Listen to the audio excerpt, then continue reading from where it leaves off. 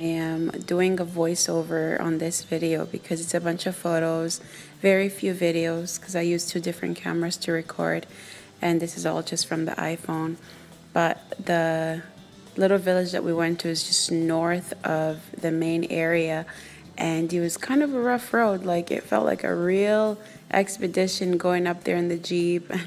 And I hope I can get like an adapter so that I can actually take the footage off of the other camera to this, because it's amazing. It's worth seeing. But anyway, we got to this town. It's a little Muslim town, and I really had to use the washroom because, you know, it was the time of the month, and I couldn't find paper, so I had to go back to the little store at the front to find paper.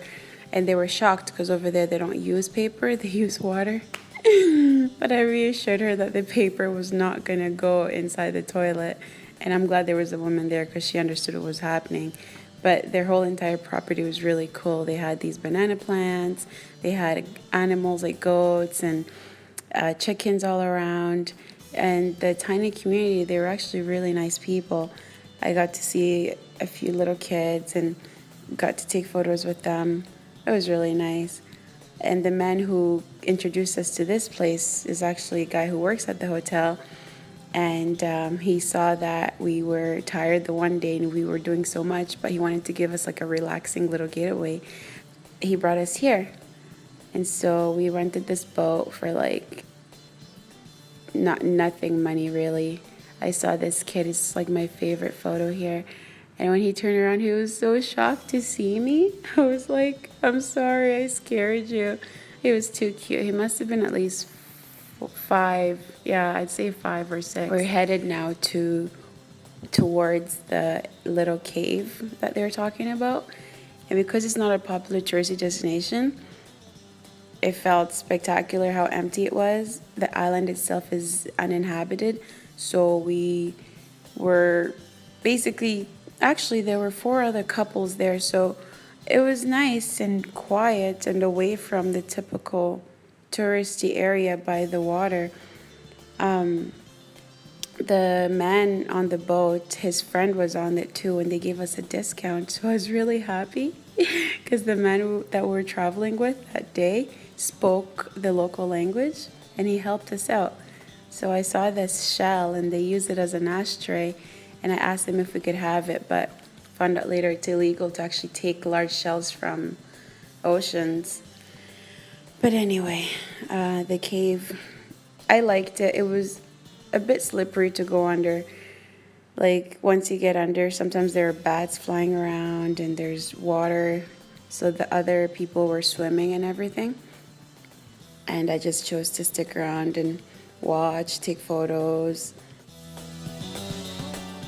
And overall, I was really happy that the man helped us to get here.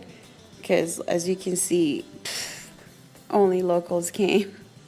So it only took like an hour between the time we left the island till the time we came back.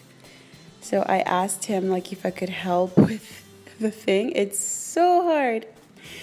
I'm glad that I tried, but it's super hard. But yeah, and so we headed to another cave area.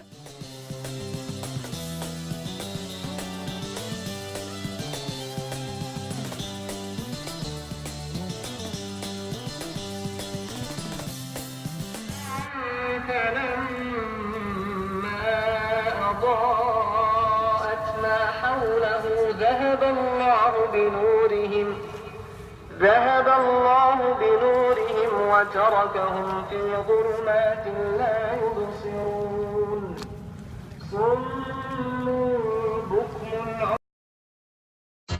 Now that we got back to the town, I saw 3 little girls. The youngest of them was peeling the thing off the corn, and I was just so impressed. So I asked her dad if I could take a photo with her.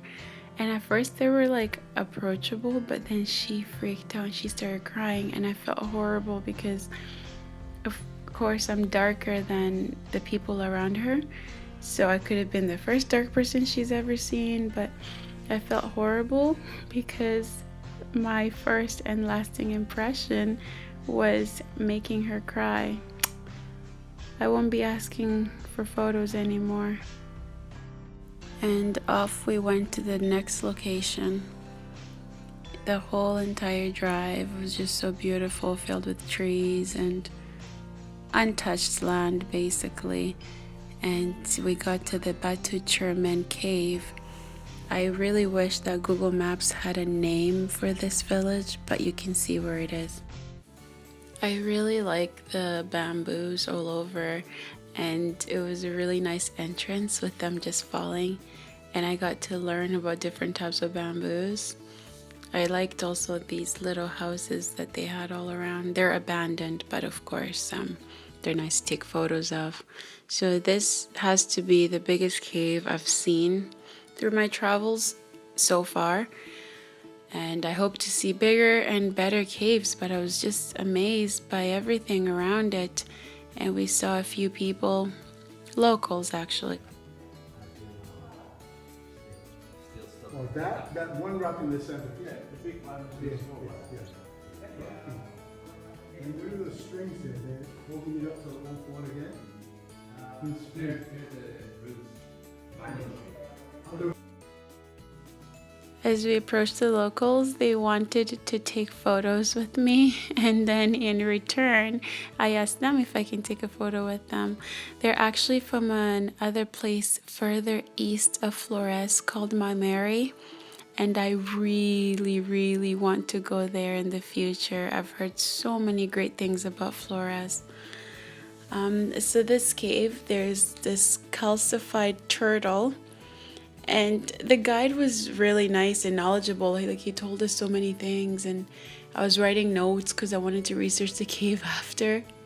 And I can't believe, over millions of years ago, this cave was underwater, and here it is, on a hill.